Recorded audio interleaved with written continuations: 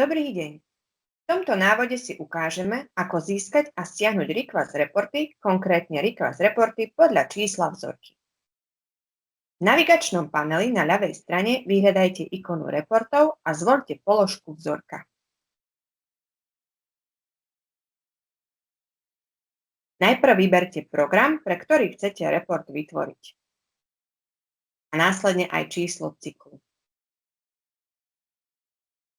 Na obrazovke sa zobrazia všetky vzorky pre vybraný program a vybraný cyklus. Pre vytvorenie reportu pre konkrétnu vzorku kliknite na šípku vedľa čísla vzorky. Následne kliknite na Generovať report pre konkrétny prístroj a report sa automaticky stiahne do vášho počítača.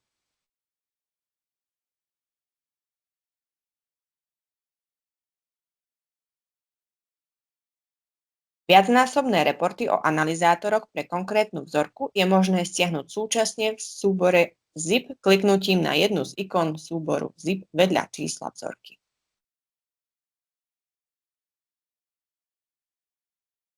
Ďakujem za pozornosť.